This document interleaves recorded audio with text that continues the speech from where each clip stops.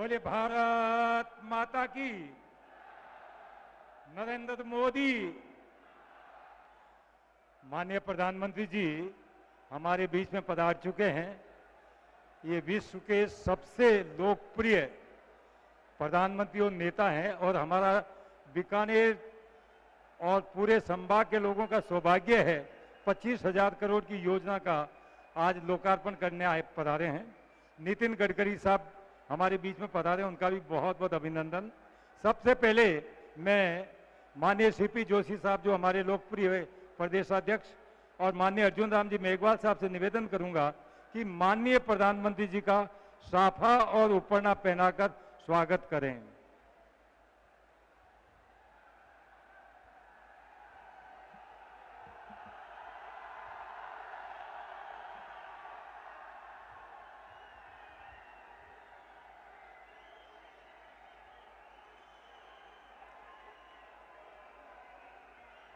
इसके साथ ही मैं माननीय हमारी पूर्व मुख्यमंत्री एवं राष्ट्रीय उपाध्यक्ष माननीय वसुंधरा जी से, हमारे नेता प्रतिपक्ष राजेंद्र जी राठौड़ साहब से और इसी प्रकार से केंद्रीय मंत्री गजेंद्र सिंह जी से, केंद्रीय मंत्री माननीय कैलाश जी चौधरी साहब से निवेदन करूंगा माननीय प्रधानमंत्री जी को मां करणी का चित्र भेंट कर स्वागत करें, अभिनंदन करें। गुलाब के पुष्प भेंट करने के लिए मैं माननीय पूर्व अध्यक्ष सतीश जी पूनिया, देहात जिला अध्यक्ष जालम सिंह जी, विजय आचार्य जी, सुमित गोदारा जी, बिहारी लाल जी बिश्नोई, सुश्री सिद्धि कुमारी जी और सुशीला कंवर जी से निवेदन करूंगा कि माननीय प्रधानमंत्री जी का पुष्प गुच्छ भेंट कर अभिनंदन करें।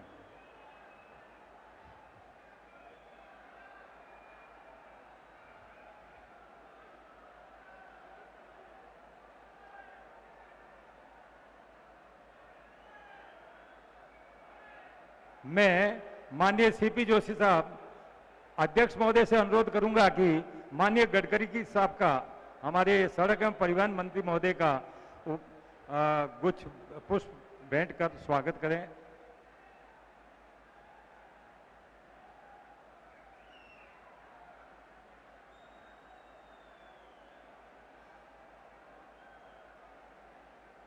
स्वागत भाषण के लिए आपके यहाँ के स्थानीय लोकप्रिय सांसद और भारत सरकार में विधि मंत्री माननीय अर्जुन जी मेघवाल साहब से निवेदन करूंगा कि अपना स्वागत भाषण करें।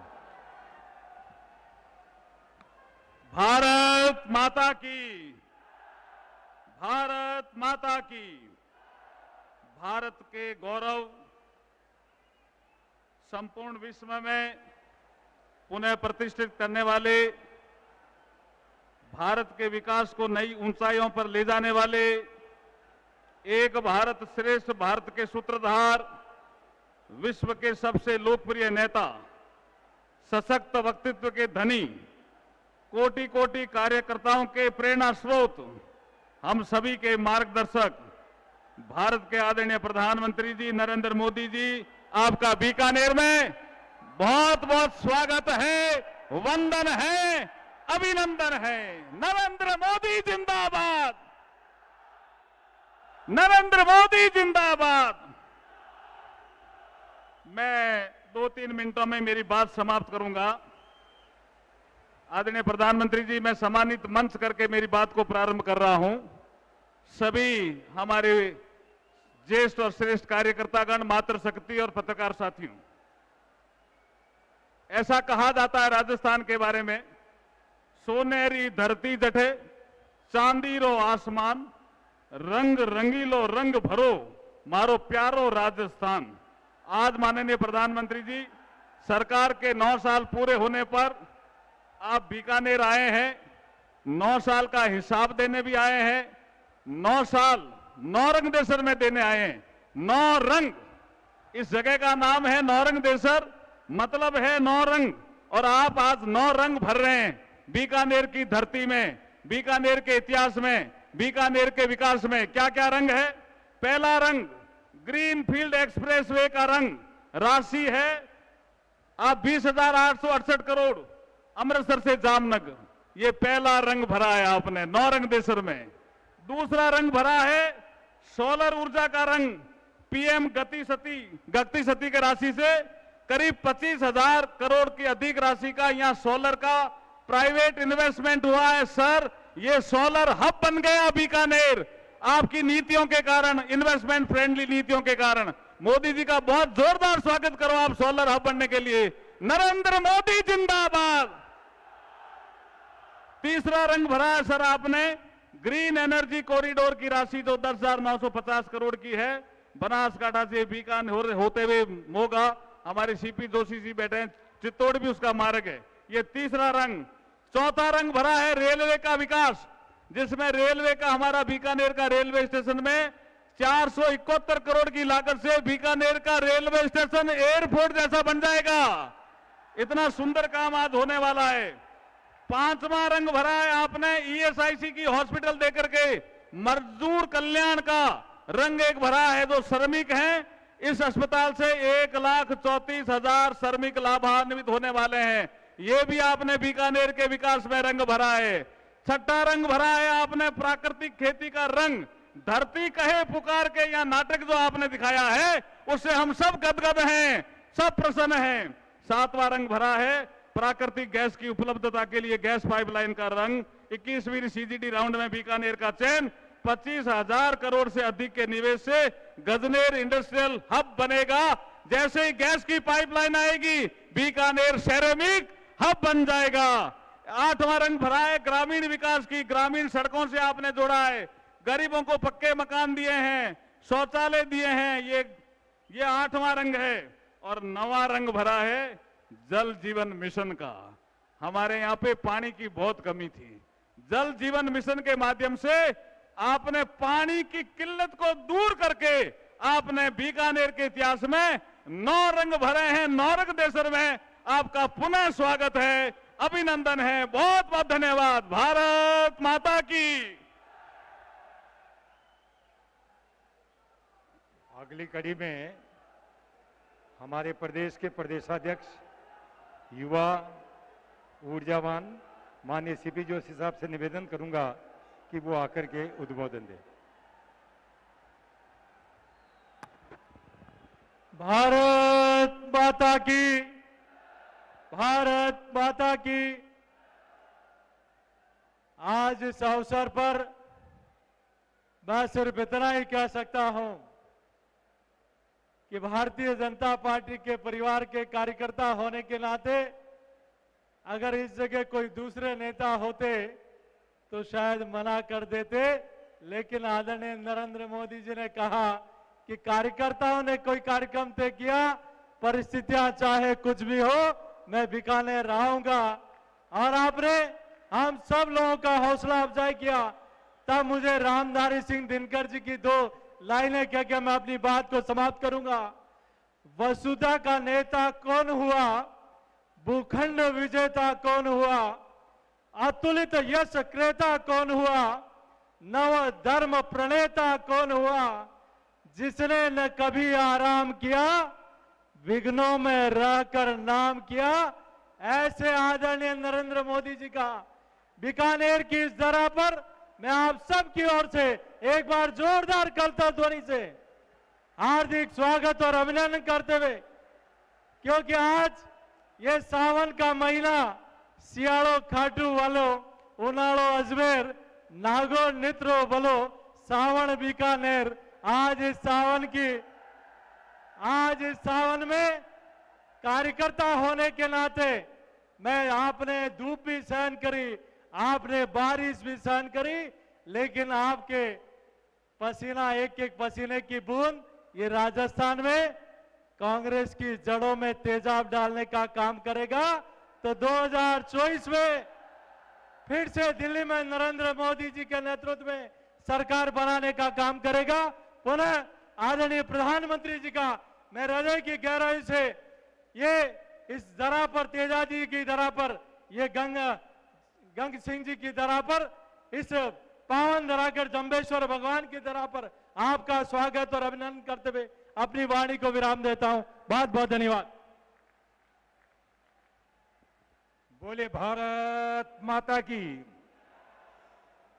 भाइयों और बहनों, जिस शख्सियत को जिनको सुनने के लिए आप 5 घंटे से धूप में और उसके बाद में बारिश में डटे रहे, ऐसे दुनिया के सबसे लोकप्रिय प्रधानमंत्री जिन्होंने हर वर्ग और हर व्यक्ति के लिए कोई न कोई योजना, कोई ऐसा हमारे में नहीं है जो इनकी योजनाओं से लाभान्वित नहीं हुआ। इसलिए मैं माननीय प्रधानमंत्री जी से अनुरोध करूंगा कि कृपया आप पधार कर अपना आशीर्वाद दें, हम सबको आशीर्वाद दें।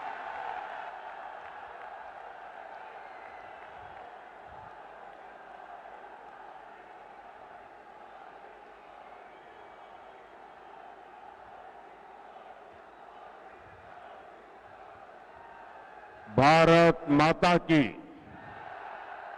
भारत माता की। बीकानेर वो जगह है जिसका नाम देश में कहीं भी सुने मुंह में पानी आ जाता है। और फिर मुझे तो यहां की धरती पर सावन के महीने में आने का सौभाग्य मिला है। इंद्रदेव का आशीर्वाद हम पर बना हुआ है। और अभी हमारे सीपी जोशी जी बता रहे थे कि सियारो खाटू भलो उनाड़ो अजमेर मारवाड़ नित्रो भलो सावण बीकानेर। यहां के रसगुल्लों की मिठास, यहां की नमकीन और भुजिया का स्वाद पूरी दुनिया में प्रसिद्ध है। मेरे लिए शहर इसलिए भी खास है क्योंकि बीकानेर को छोटी काशी के रूप में भी जाना जाता है। यहां काशी की ही तरह गौरवशाली अतीत भी है और अध्यात्म भी है। ये पावन धरा मां करणी की धरती है। सांख्य दर्शन के प्रणेता भगवान कपिल की तपोभूमि है। ये रुणीचा धाम रामदेवरा के बाबा रामदेव जी, सिद्ध समाज के गुरु जसनाथ जी और वीर तेजा जी के भक्तों की धरती है। ये पर्यावरण संरक्षण के प्रणेता गुरु जंबेश्वर की तपस्थली रही है। ये 13 पंथ धर्म संघ के आचार्य तुलसी की कर्मभूमि रही है। और यहां पुनरासर बालाजी का आशीर्वाद तो प्रत्यक्ष ही मिलता है। इन सभी देवों और संतों को मैं श्रद्धापूर्वक नमन करता हूं। आप सब इतनी बड़ी संख्या में यहां आए और अभी जैसे बताया 4-4, 5-5 घंटे से कड़ी धूप में आप आशीर्वाद देने के लिए मौजूद हुए। मैं जितना आपका आभार व्यक्त करूं उसके लिए मेरे पास शब्द कम पड़ रहे हैं। मैं फिर एक बार हृदय से आपका आभार व्यक्त करता हूं, धन्यवाद करता हूं। साथियों, ये उत्साह बताता है, मैं ऊपर देख रहा हूं वहां तक लोग ही लोग हैं। ये उत्साह बताता है कि राजस्थान में मौसम का पारा ही नहीं चढ़ा है, बल्कि कांग्रेस सरकार के खिलाफ जनता का पारा भी चढ़ चुका है।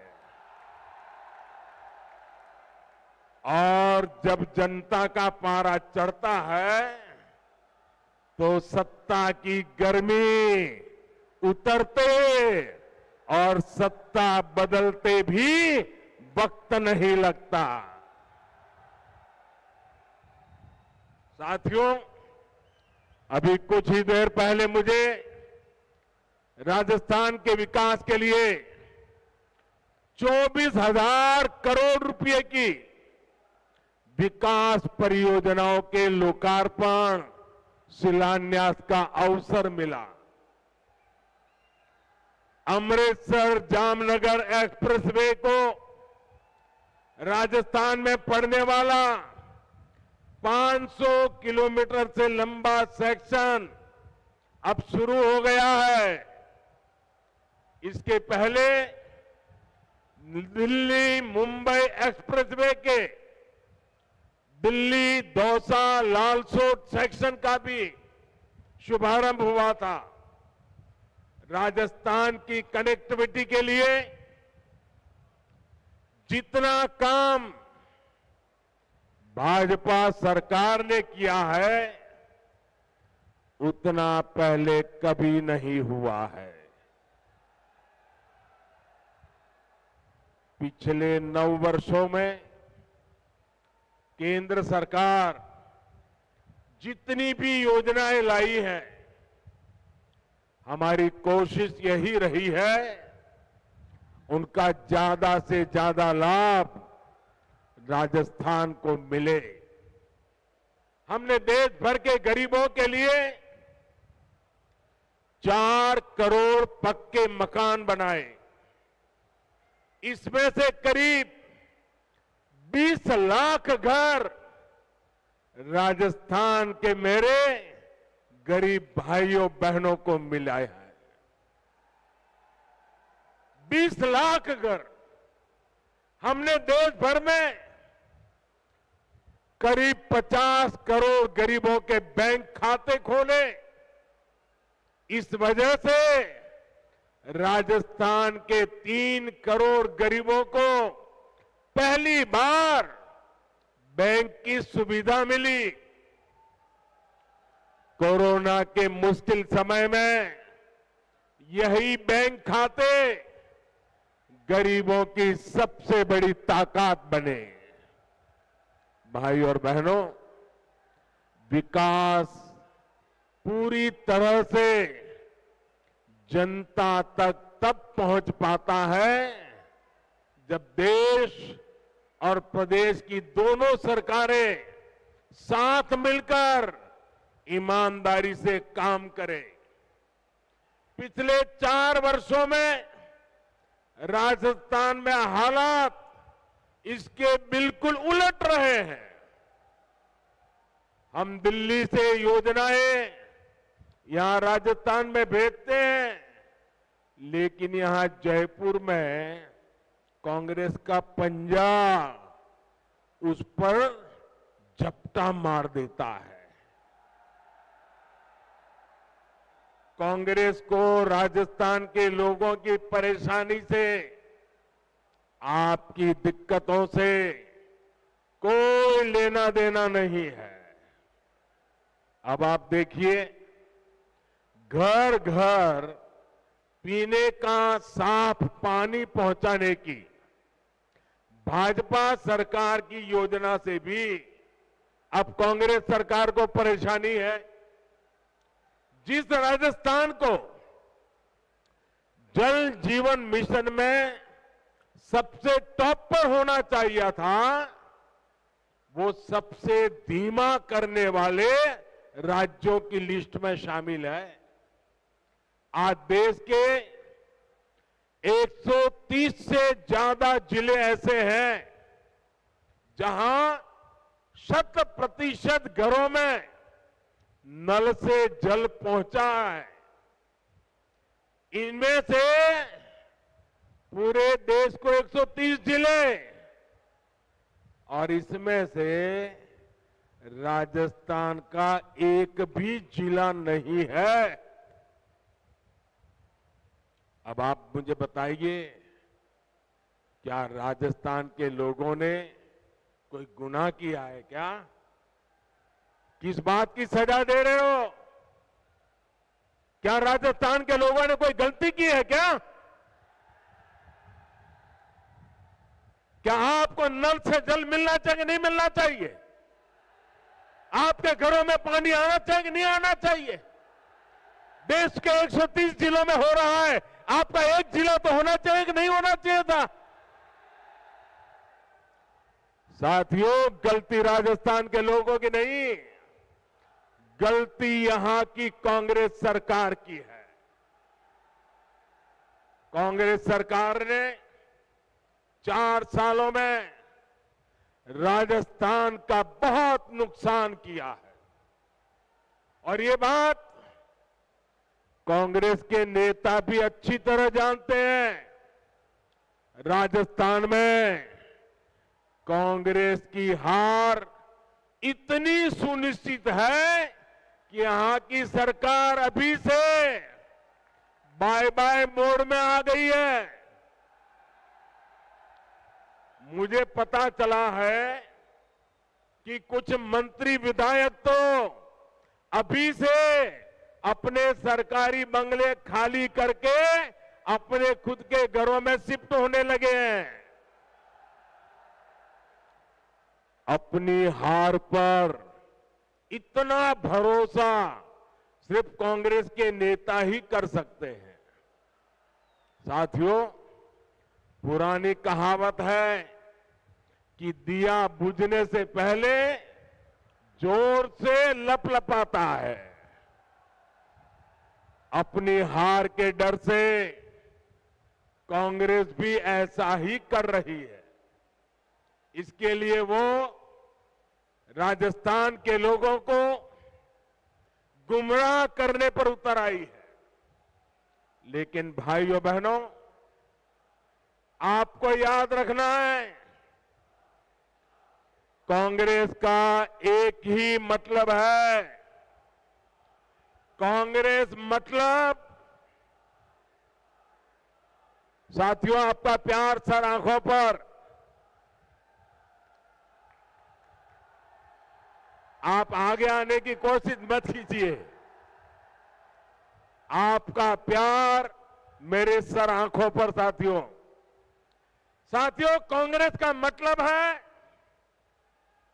लूट की दुकान, झूठ का बाजार।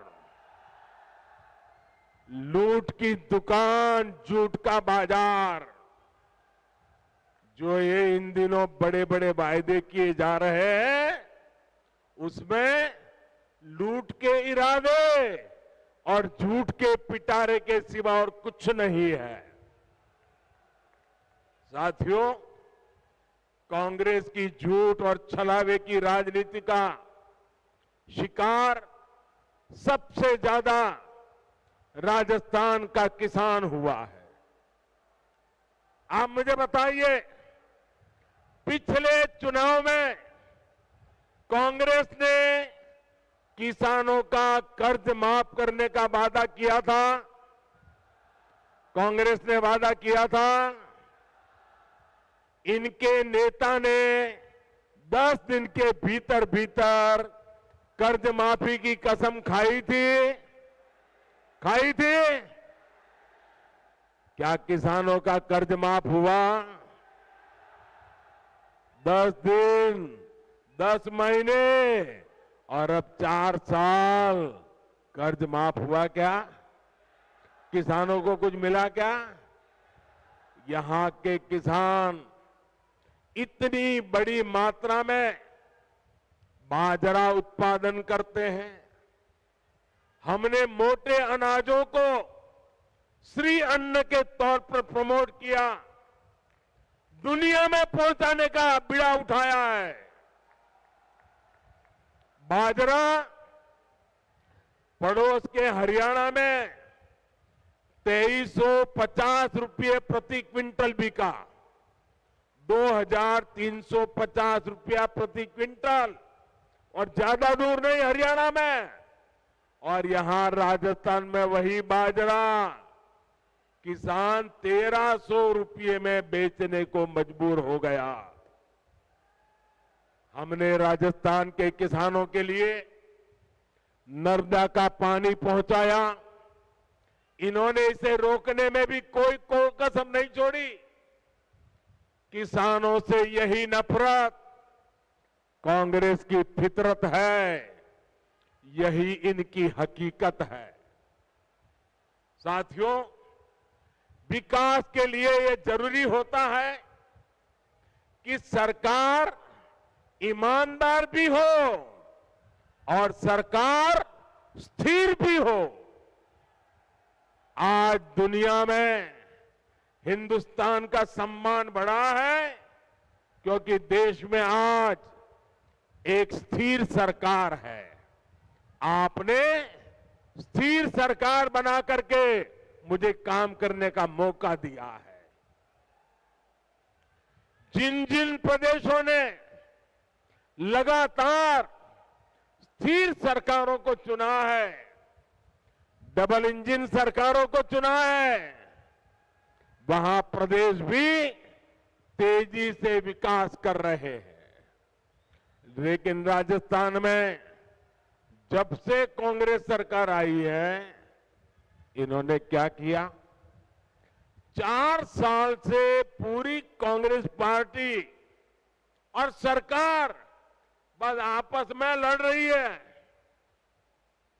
हर कोई एक दूसरे की टांग खींच रहा है। अपने अपने गुट को मजबूत बनाने के लिए खुलेआम सौदेबाजी हो रही है। एक खेमे के विधायकों को ट्रांसफर, पोस्टिंग और लूट की खुली छूट मिली हुई है ताकि वो दूसरे गुट में भाग न जाए। ये लड़ाई केवल खेमों तक ही नहीं है, सारे मंत्री भी आपस में लड़ रहे हैं कि इस विभाग में लूट का काम मुझे मिले, वो मुझे लूटने दिया जाए।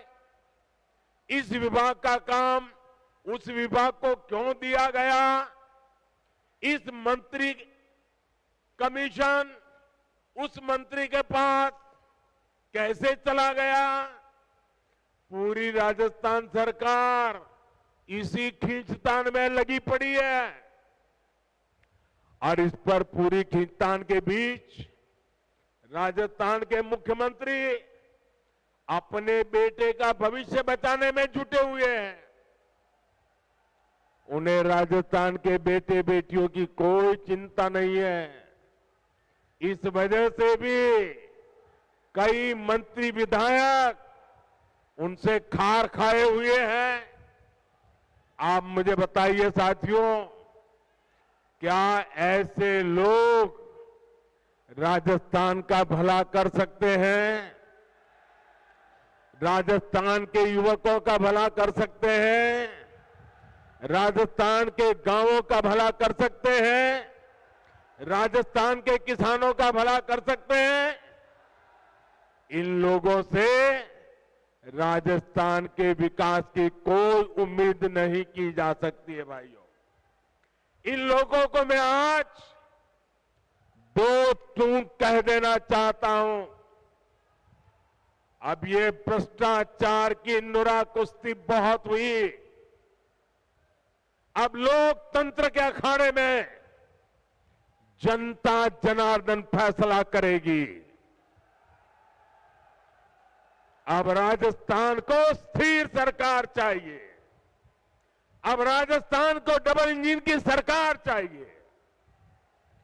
अब राजस्थान को परिवारवाद नहीं, अब राजस्थान को विकासवाद चाहिए। साथियों, राजस्थान में जब से कांग्रेस आई है, इसने एक और पहचान बनाई है।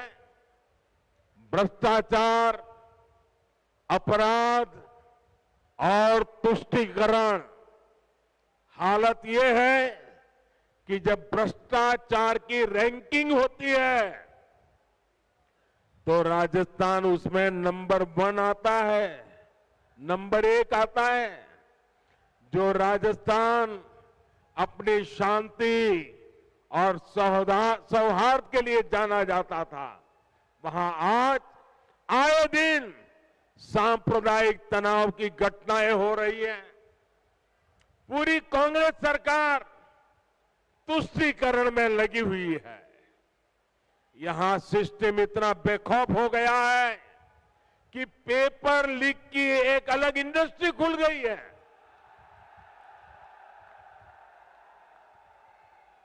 अब तक 17 बड़ी परीक्षाओं के पेपर लीक हो चुके हैं। यानी यहां युवाओं के भविष्य से खुलेआम खिलवाड़ हो रहा है। साथियों, हर जगह स्कूल कॉलेजों को राजनीति से बाहर रखा जाता है ताकि बच्चों का भविष्य खराब न हो। लेकिन राजस्थान में कांग्रेस की लूट ने शिक्षण संस्थानों को भी नहीं बख्शा। यहां के शिक्षक मुख्यमंत्री के सामने आकर कह रहे हैं कि तबादले के लिए खुली घूस चल रही है, लेकिन कहीं कोई सुनवाई नहीं हो रही। भाइयों और बहनों, महिलाओं के खिलाफ अपराध के मामले में, बलात्कार के मामले में राजस्थान सबसे आगे है। हालात ये है कि यहां रक्षक ही भक्षक बन रहे हैं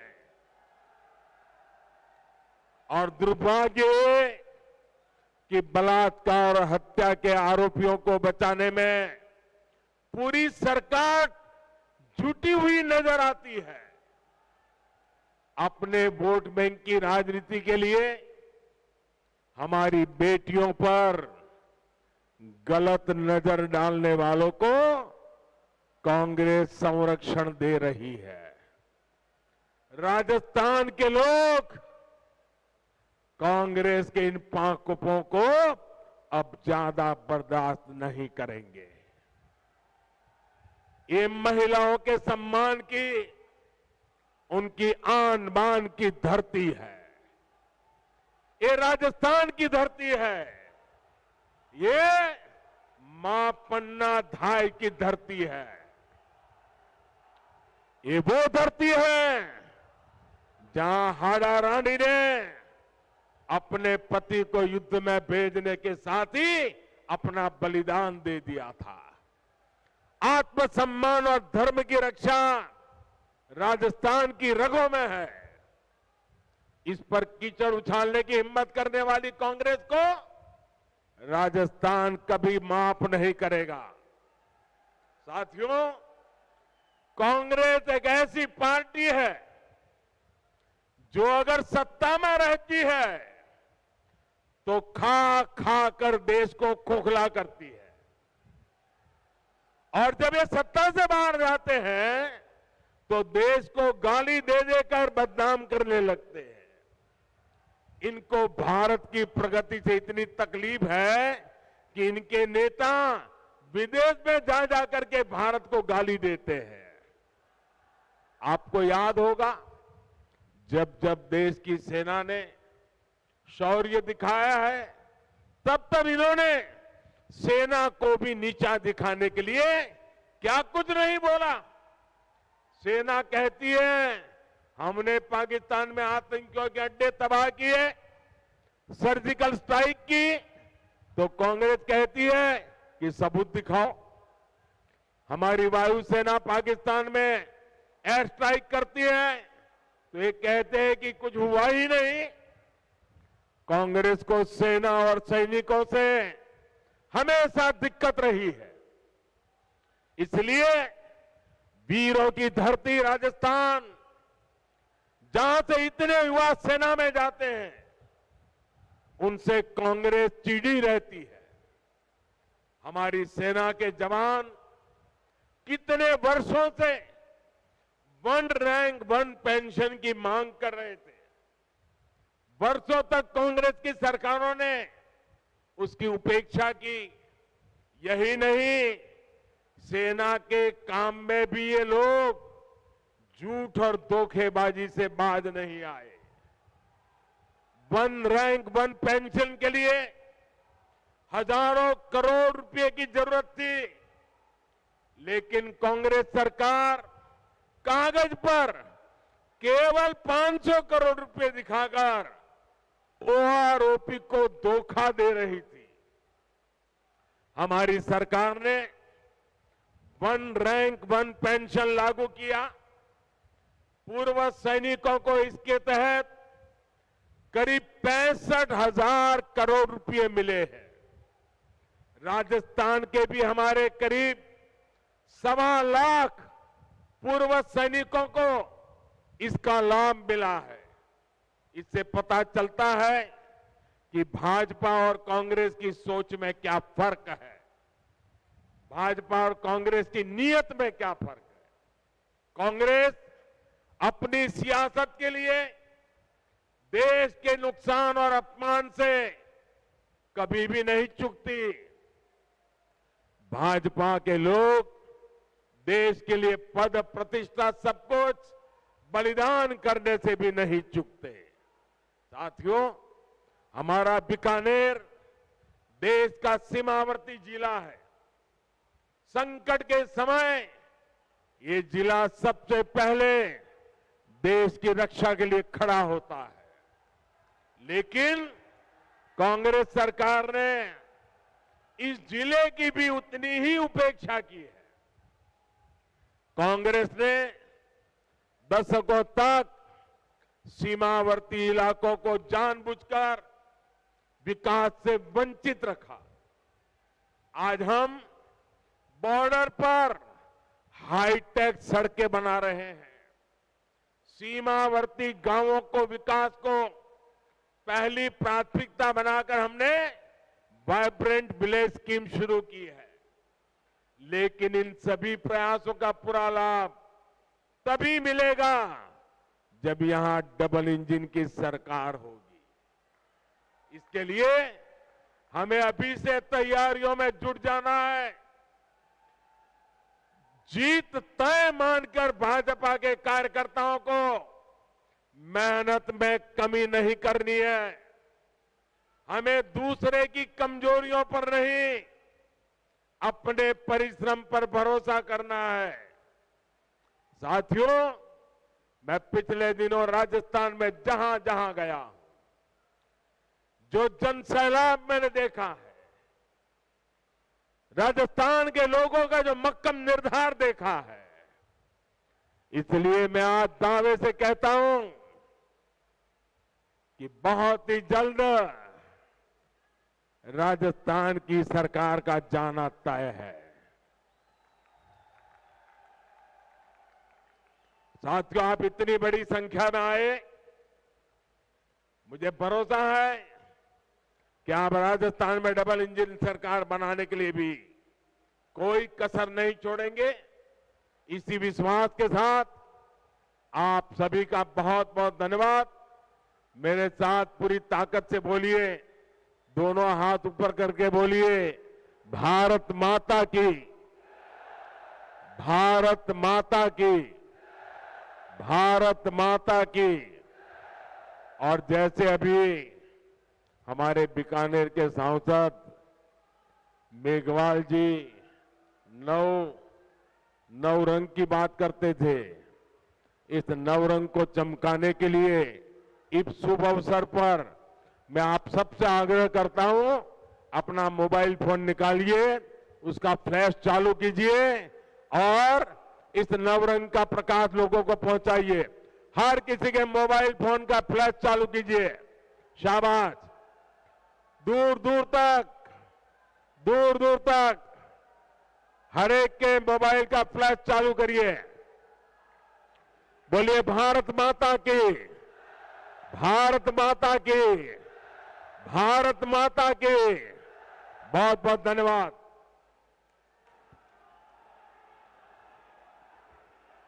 प्रधानमंत्री जी का हम सबको आशीर्वाद प्राप्त हुआ है, उसके लिए हम सभी उनके हृदय से आभारी हैं। और ऐसा ही आशीर्वाद राजस्थान पे आपका बना रहे, यही हमारी अपेक्षा और आकांक्षा है। धन्यवाद। आप सब लोगों से निवेदन है, प्रधानमंत्री जी के प्रस्थान करने तक कृपया अपने जगह पे रहें, अपनी जगह पे विराजे रहें।